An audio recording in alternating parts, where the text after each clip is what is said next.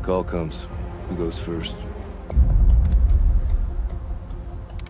Bodyguard, on the left first. Why? He's closer to the door. It's 928.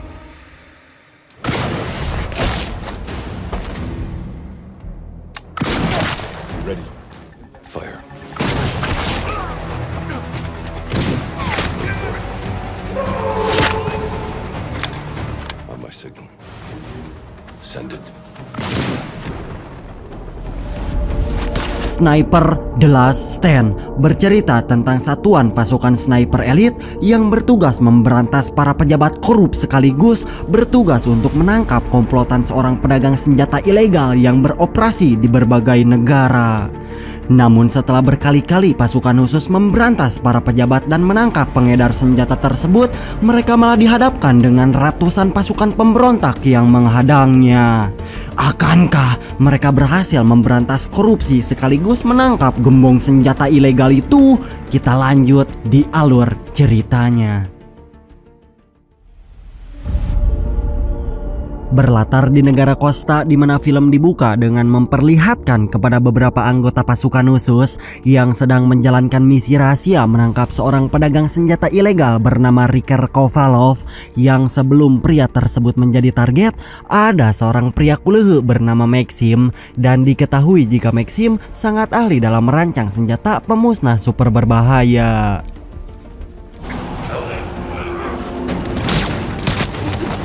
Di tempat yang tidak jauh dari markas musuh, seorang sniper andalan kita alias Mamang Brandon Biket terlihat sedang mengawasi keadaan sekitar bersama seorang sniper pemula bernama Zondi yang menjadi tim support atau tim pendukung bagi pasukan tersebut. Namun setelah cukup lama memantau keadaan, Brandon bersama Zondi mulai bekerja sama menembak musuh yang sedang berjaga di depan pintu masuk. Impact. Setelah dua penjaga berhasil dibunuh, kemudian pasukan utama langsung menerobos masuk ke dalam markas untuk membantai satu persatu pasukan musuh. Sementara sisanya mereka masuk ke saluran gorong-gorong untuk meretas akses kamera CCTV. Dan di saat pasukan utama yang dipimpin oleh Kolonel Modis berhasil menyusup, sayangnya posisi mereka malah ketahuan. Sehingga musuh yang ruas karena melihat pasukan khusus datang, mereka langsung kocar-kacir menuju ke ruangan Kovalov. Namun ketika orang itu berhasil dibunuh, sayangnya Kovalov malah sudah menyadari kedatangan mereka, sehingga dia mulai bergegas menyalakan peringatan darurat yang membuat terjadinya aksi baku tembak antara kedua pasukan tersebut.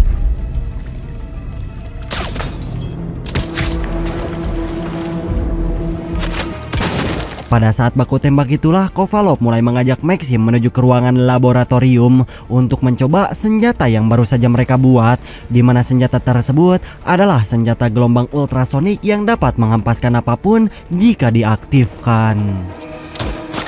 Di saat semua anggota sedang disibukkan oleh musuh yang terus berdatangan, Brandon mulai mencoba membantu rekan-rekannya dengan membidik ke arah sniper musuh yang berada di atas menara.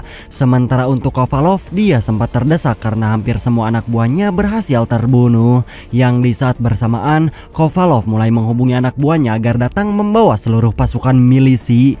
Dan setelah telepon ditutup, dia lanjut memerintahkan Maxim agar segera mengaktifkan senjata ciptaan mereka.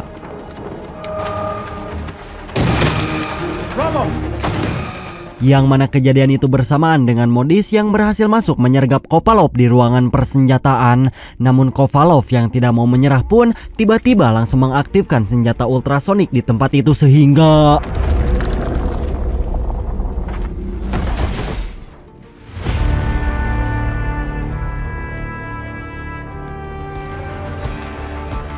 sejenak kita akan kembali sebelum pasukan Brandon menyergap ke markas Kovalov, di mana kita akan diperlihatkan kepada Kolonel Modis yang sedang menyambut kedatangan Brandon. Dan ternyata Kolonel Modis mengajak Brandon bergabung ke dalam tim untuk membasmi kejahatan di negara Kosta.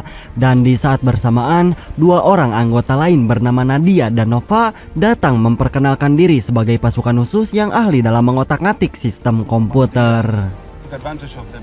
Tepat setelah menceritakan hal itu, kemudian mereka lanjut membahas tentang situasi di negara Kosta, di mana saat ini Perdana Menteri Kosta telah bekerja sama dengan Riker Kovalov dalam memasok senjata ilegal ke berbagai negara, dan selain itu mereka juga sedang membuat senjata terlarang yang daya ledaknya setara dengan nuklir Bapak Putin, sehingga tugas mereka saat ini adalah untuk menghentikan Kovalov yang sedang mengembangkan senjata tersebut. Sesampainya di markas, Modis kemudian memberitahu bahwa seseorang yang menyuruhnya masuk ke dalam tim tidak lain adalah si Mamang Zero yang merupakan CS sekaligus sahabat Brandon saat menjalankan misi berbahaya, di mana dia telah duluan bergabung ke dalam pasukan Kolonel Modis. Kemudian Brandon mulai diajak berkeliling dan menjelaskan bahwa Zero dan Kolonel Modis sudah berkali-kali mencoba menangkap Kovalov, namun dia selalu berhasil kabur dikarenakan memiliki banyak backingan orang-orang penting yang selalu membantunya dalam melarikan diri. Sebelum lanjut ke cerita, di sini kita akan diperkenalkan kepada semua anggota dari tim pasukan khusus, yang diantara mereka ada wanita hitam manis dan ganas bernama Angela, kemudian si kembar ahli kapak bernama Hera dan Hilo, serta sahabat-sahabat yang akan membantu dalam misi penangkapan si Bongsang Kovalov. Setelah perkenalan itu, Kolonel Modis kemudian menyuruh semua anggotanya untuk melakukan latihan simulasi agar kemampuan mereka semakin meningkat dalam kurun waktu yang sangat singkat, di mana Kolonel sengaja membuat ruangan yang sama seperti markas Kovalov agar latihan tersebut bisa sungguhan dan mengetahui titik kelemahan pasukan musuh, termasuk membuat berbagai rencana yang salah satunya mereka akan membagi pasukan menjadi beberapa tim, yang mana tim pertama akan menerobos masuk menuju ruangan Kovalov untuk menangkap pria tersebut hidup-hidup. Sementara tim kedua akan bertugas mengamankan area laboratorium serta gudang persenjataan musuh, dan untuk tim ketiga ditugaskan mematikan akses kamera CCTV dan mereka akan masuk secara diam-diam ke arah gorong-gorong, sehingga untuk yang terakhir yaitu tim sniper dengan mengintai dari arah kejauhan, yang hal itu dilakukan agar Kovalov tidak bisa meminta pertolongan karena Brandon akan membantai semua orang yang datang ke markas Kovalov. Namun satu hal yang harus mereka waspadai adalah bantuan dari pasukan Perdana Menteri yang takutnya mereka datang membawa seluruh pasukan penuh. Maka dari itu mereka harus bisa menangkap si Bongsang Kovalov sebelum pasukan Perdana Menteri datang mengirim bala bantuan. Sebelum operasi dimulai, Brandon yang ingin melihat kemampuan zombie kemudian mulai memberikan motivasi jika pembunuhan pertama saat menembak target tentu sangat penting untuk mental seorang sniper, dan jangan sampai ragu menembak kepada musuh, karena jika sampai ragu maka yang akan menjadi korban adalah rekan satu tim yang sedang kita lindungi. Selesai memberikan nasihat tersebut, Modis mulai mengajak seluruh anggota tim untuk makan bersama agar mereka bisa memiliki kebersamaan antara satu sama lain, yang secara pas-pasan Modis menceritakan Angela yang pernah ditusuk sebanyak 11 kali di saat menjadi polisi jalanan, termasuk si kembar bersaudara Hera dan Hilo yang bercerita tentang julukannya sebagai dewa kapak pembantai, di mana mereka mendapatkan julukan tersebut saat bertugas di negara Libanon, yang dari perang itu mereka mulai beladagan membantai seluruh pasukan militan Al-Qaeda hanya dengan bermodalkan sebuah kapal. Di saat selesai makan, kemudian mereka kembali berkumpul membahas tentang kelanjutan misi yang akan dilakukan, di mana Kolonel mulai memberikan motivasi kepada semua anggota, yang mana misi kali ini adalah untuk menyelamatkan penduduk Kosta dari kejamnya si Perdana Menteri, sekaligus menangkap Riker Kovalov dan harus berhasil menyeret kedua pria itu ke dalam pengadilan PBB, dikarenakan kejahatan yang sudah mereka lakukan telah membuat penduduk Kosta sangat menderita. Bahkan Modis yang biasanya diam kali ini akan terjun ke lapangan memimpin para anggotanya. Di beberapa jam sebelum operasi dimulai, Brandon lagi-lagi mulai memberikan ujian terakhir kepada Zondi, di mana Zondi harus bisa menembak anak buah Kovalov tanpa bertanya tentang alasan, apalagi sampai kasihan kepada pria tersebut, karena tugasnya kali ini hanya menembak bukan meracik sebuah bensin. Wow. Meskipun awalnya berat, Zondi yang tak mau gagal menjadi seorang sniper akhirnya menembak ke arah pria itu, tetapi Sniper itu ternyata tidak berisikan peluru, dikarenakan saat ini Brandon hanya ingin mengetes mental kesiapan zombie dalam membunuh seseorang. Looks up to you. You heard the way they spoke. Singkat cerita, setelah semua pasukan berkumpul, terlihat mereka mulai bergegas menyiapkan semua persenjataan dan langsung segera terjun ke medan peperangan untuk menjalankan misi menangkap si mafia pemasok senjata ilegal.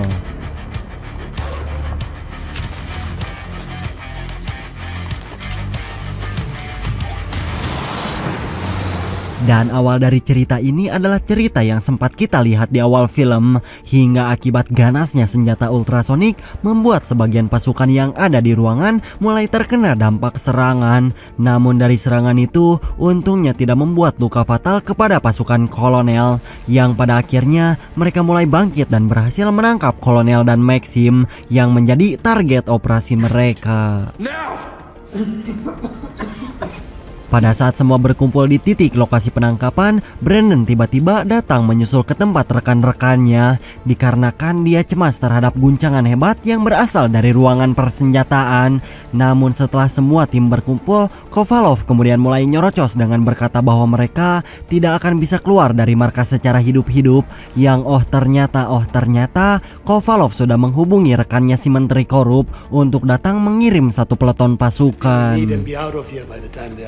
Mengetahui hal itu tentu akan sulit bagi mereka untuk melawan satu peleton pasukan yang di saat Kovalov akan kembali ngabangus, tiba-tiba Modis mulai mengeluarkan darah di bagian hidung. Dilanjut dengan Kovalov, Maxim, Nadia, Hilo, dan para prajurit lainnya yang juga mimisan dan tewas tak sadarkan diri. Yang setelah diselidiki lebih dalam, ternyata penyebab mereka bisa mati secara bersamaan adalah akibat senjata gelombang ultrasonik, karena senjata tersebut ternyata bukan sembarang senjata, dikarenakan ultrasonik atau frekuensi yang keluar dari senjata itu bisa menyebabkan gangguan pada fungsi sel saraf otak, atau lebih tepatnya orang yang terkena serangan otomatis akan mengeluarkan darah serta tewas tanpa sekarat. Namun meskipun begitu, Brandon yang sudah berpengalaman di medan peperangan pun akhirnya mulai memimpin dan berencana akan menghancurkan senjata ultrasonik, karena bisa berdampak fatal jika senjata itu dipegang oleh orang jahat, termasuk dikuasai oleh si menteri korup, yang sebelum dihancurkan mereka akan menyalin data-data penting tentang pembuatan senjata dan akan dikirim ke markas Grid sebagai bahan penelitian. We leave nothing behind. Okay, but that kind of upload. Dan Brandon yang tahu jika Nova sangat ahli dalam mengotak-atik sistem komputer ditugaskan menyalin semua data-data penting dari pembuatan senjata ultrasonik, sementara Hera dan Zero bertugas mengumpulkan seluruh amunisi sekaligus memasang beberapa jebakan di depan pintu masuk, sementara Angela bertugas menjaga area selatan. Noble reach out to his Phoenix squad. DC said calling them's the last of all last. Dan untuk Zondi akan menjadi sniper utama yang bertugas menjaga di atas menara pengawas, sedangkan si Mamang Brandon akan berada di tengah-tengah posisi mereka sebagai umpan pengalih perhatian para milisi, yang hal itu dilakukan agar pasukannya bisa dengan mudah membantai pasukan musuh satu persatu, karena misi yang utama adalah untuk melindungi Nova sebelum dia berhasil menyalin data-data tentang proses pembuatan senjata ultrasonik. Singkat cerita, di saat data sudah mencapai 50%, Brandon kemudian mulai memberikan ponsel yang sudah disetting sebagai alat peledak, dan jika Nova dalam keadaan terpojok, maka Nova diperintahkan untuk segera pergi dari ruangan dan menekan tombol pada ponsel tersebut. Di sisi lain, Zero dan Angela mulai sedikit berbincang tentang penjualan minyak yang kurang dari 1 liter, di mana menurut mereka strategi yang dibuat oleh Brandon terlihat sangat cocok untuk posisi bertahan, dan Angela yakin jika sang kolonel masih hidup, dia pasti akan melakukan hal yang sama seperti yang dilakukan oleh Brandon. Sementara di atas, Brandon mulai mengingatkan Zondi agar tidak gugup saat musuh menyerang, karena tugas seorang sniper adalah untuk menyelamatkan rekan-rekannya yang sedang dalam bahaya. Know that you'll save lives by taking another powder dry, kid. Keep your gunpowder dry. Selesai memberikan saran, kemudian Brandon lanjut memberikan motivasi kepada semua anggota agar tidak gentar menghadapi ratusan pasukan milisi dikarenakan pertarungan yang sedang mereka hadapi akan menentukan nasib dan kebebasan bagi negara Costa karena negara tersebut harus bebas dari pemerintah korup seperti di negara Konoha. We're gonna complete this assignment. Namun di saat akan melanjutkan pidato, tiba-tiba datang tentara milisi yang di saat itu Brandon langsung memberikan aba-aba untuk melemparkan bom asap ke arah pasukan lawan, dan Brandon langsung edan-edanan masuk ke tengah-tengah gumpalan asap serta membunuh satu persatu musuh yang kesulitan untuk melihat, sedangkan Zero dan kawan-kawan bergegas membantu Brandon membantai pasukan milisi.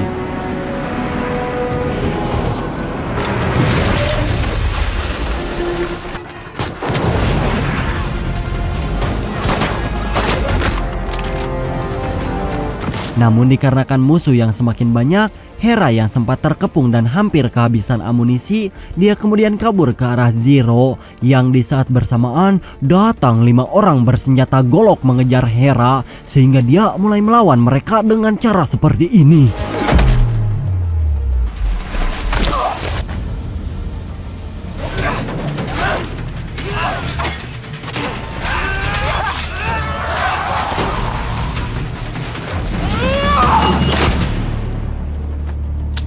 Di sisi lain, pasukan musuh kembali berdatangan dengan senjata Dereded menembak ke arah Zondi, sehingga rekan-rekannya yang melihat hal itu pun langsung berusaha membantu melawan musuh bersenjata Dereded tersebut. Namun sebelum musuh kembali menyerang, dengan cepat Brandon mulai melakukan serangan balik ke arah pasukan lawan. Sementara itu, di saat Angela hendak mengambil amunisi ke ruangan laboratorium, tiba-tiba datang seorang wanita bintitan, di mana mereka langsung melakukan perkelahian dan beruntung Angela bisa mengalahkan wanita tersebut.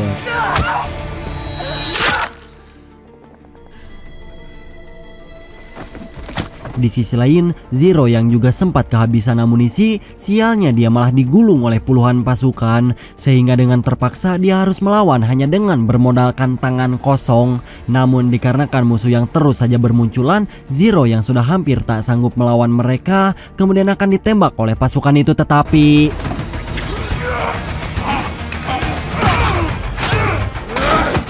I'm heading your way.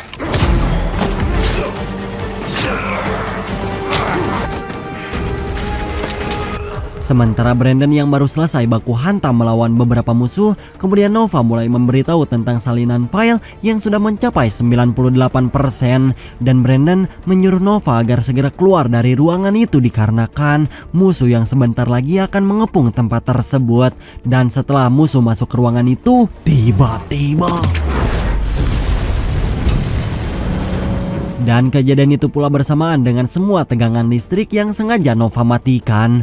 Namun sayang, alat night vision milik Hera malah rusak dan terpaksa menggunakan cahaya manual yang sebelumnya telah disiapkan. Namun tiba-tiba... Ya, sayangnya Hera harus tewas. Just left the lab. Stay inside. Do not Di sisi lain, Brandon yang keluar meninggalkan gedung malah tertembak di bagian perut, di mana Zero yang melihat rekannya tertembak langsung bergegas menolong dan membawa Brandon menuju ke tempat yang aman. Dan tidak lama kemudian, Nova juga sempat terkena tembakan pada saat menghampiri teman-temannya. Kemudian Nova yang merasa jika hidupnya sudah tidak akan lama lagi mulai menyerahkan ponsel detonator, di mana Brandon langsung meledakkan semua bangunan sekaligus menghancurkan senjata ultrasonik setelah data-datanya berhasil disalin oleh mereka.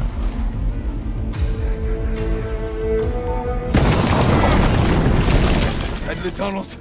Dan karena misi mereka telah berhasil dilakukan, Brandon bergegas mengajak Zero, Angela, dan Zondi untuk segera melarikan diri dari tempat tersebut. Yang di tengah-tengah musuh terus menyerang, pasukan Phoenix yang sebelumnya sempat dihubungi kemudian datang membantai musuh tanpa satupun yang tersisa.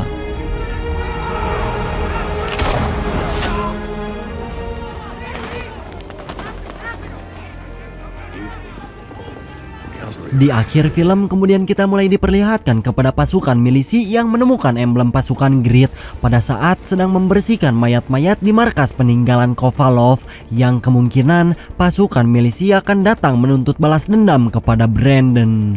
Dan film Sniper The Last Stand pun selesai.